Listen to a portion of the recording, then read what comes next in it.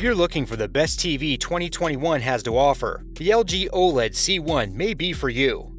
Hyped up as one of the best OLED TVs on the market, we want to know, does it deliver? Is it the best TV of 2021? How does it stack up against the competition? All these questions and more will be answered in our LG C1 review. But before we jump into the video, be sure to hit that like button and don't forget to subscribe. Alright, let's get started with the review. In case you're unaware, here's a quick rundown of OLED technology. OLED, unlike regular LED, only gives power to the LEDs that will be displaying color. This basically means that you can have truer blacks with an OLED than with a regular LED TV. Since the dark pixels literally don't have power going to them, they'll be, well, darker. This can help a great deal with contrast, allowing the colors that are displayed to pop more than they normally would. OLED TVs are also quite thin, as the OLED panels don't need to be very thick at all. While Sony was the first to make an OLED TV screen, LG has recently become a dominant force in the OLED world. One of the risks of an OLED TV is a higher potential to burn an image into the TV screen. Although if you're watching varied content, this shouldn't be a major deterrent. LG also has some measures in place to help mitigate this issue. Just don't pause your movies overnight without turning the TV off.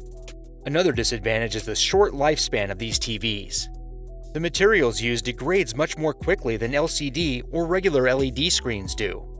If you're looking to buy a TV to last you well beyond the next 5 years, an OLED might not be for you, LG or otherwise. The C1 OLED is a pretty strong television, and LG is really the place to be when it comes to OLED TVs. While the C1 isn't exactly cheap, starting at $1,499 for a 48-inch screen, there are certainly more expensive OLED options out there. The C1 is also extremely thin at 1.85 inches, with small 0.35-inch borders around the screen. Despite this thinness, it's still a sturdy built television. There's also a new interface with the most up-to-date version of WebOS. It also has an improved processor compared to previous models, which give it better gradients. In other words, colors don't band together as much. And while you'll probably plug it into whatever sound setup you currently have, the audio from the C1 is pretty high quality. And of course, the image quality is top-notch, offering 4K HDR images. There are 4 HDMI 2.1 inputs on the C1, which can be helpful for gamers with multiple consoles. The C1 also has FreeSync and G-Sync compatibility, and a 120Hz refresh rate, which is more than enough for console gaming in most cases, and plenty for all but the most competitive of PC gamers. The OLED TV actually excels at handling gaming. While the OLEDs can cause stuttering and low frame rate media, gaming is typically a 60 FPS affair, if not higher. That means that it benefits more from the snappy response time of the OLED technology, and games look crystal clear even at 120 frames per second. And finally, there's a 1-year limited warranty on purchase. The closest comparison is last year's LG CX OLED. For the vast majority of specs, they remain the same. Both are OLED, of course, and both are 4K HDR.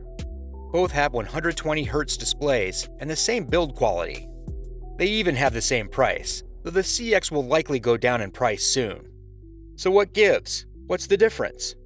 Well, it all has to do with the under-the-hood changes. For instance, the version of WebOS that CX uses is now outdated and runs a little slower than the C1. On top of this, the C1 has a lot of optional AI features that assist in color quality. Overall, the color of both TVs is great, but the C1 goes the extra miles with settings, letting you customize things further. And again, they're the same price. There's no reason not to get the newer model. That said, there are 2 other OLED models even within LG's brand, the G1 and the A1. The C1 is the middle option, with the G1 having better audio and a thinner design, and the A1 having only a 60Hz monitor, outdated processor, and 1 fewer HDMI port. Depending on what you use your TV for and how big you want it, your results may vary. At the smallest size for each TV, the C1 is the clear winner. While the G1 doesn't offer a 48-inch size, its smallest size is 55 inches, which both the A1 and C1 have. At that size, the C1 is the best bang for the buck, as the 120Hz monitor and superior audio to the A1 is great, and you're saving yourself a few $100s on the relatively minor upgrades on the G1. The C1 also offers the largest screen size out of the three models, at 83 inches. This comes with the biggest price tag too, at $6,000. At these prices and sizes, the A1 seems to look a lot better, only costing $3,200 for a 77-inch model.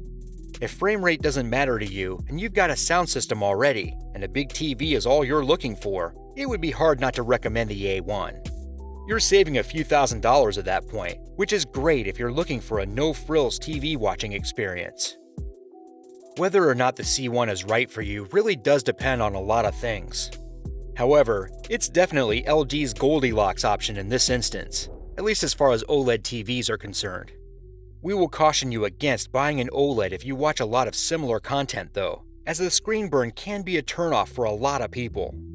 While we hope you aren't using your TV for 6 to 8 hours a day doing one thing, for example, watching the news or playing video games, that's definitely a way a lot of people live their lives. In those cases, parts of the screen that are static, like a news station logo or an in-game minimap, can burn into the screen, somewhat ruining the picture quality for everything else. Although, if you're spending that much time with said game or the news, that might not be a concern for you, as it won't be noticeable while that static image is on the screen. As for OLED quality, there is no doubt that LG is the most consumer-friendly bang-for-the-buck OLED manufacturer.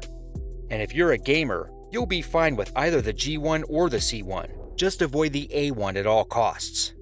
Once again, the C1 is an easy recommend for a large swath of people. Of course, if you've got the money to throw around, there's really no downside to the G1 as long as 7 inches of screen size isn't a deal breaker for you.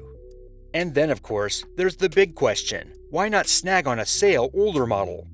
At the end of the day, you'll be saving money and not missing out on too many features by getting the older model.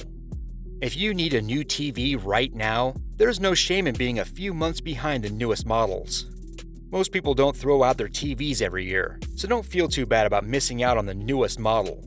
Get whatever you're comfortable with. The C1 is grand, but doesn't do a ton to stand out from its predecessors. As the saying goes, seeing is believing. We can't really show you the difference in color quality between the CX and C1, as that will depend on the display of the device you're viewing the video on. However, both TVs look great, and the C1 looks slightly better. Currently, the C1 is a great deal, but as the price for the CX goes down, it might ultimately prove to be the more tantalizing offer. Thanks for watching our video. Looking for more? Check out this playlist. Be sure to like, subscribe, and turn on notifications so that you don't miss more videos by us. We've got 2 more cool tech review videos like this one coming up soon. Are you getting a new TV soon? What are your thoughts on the LG OLED models? And which one was your favorite? Let us know down in the comments below.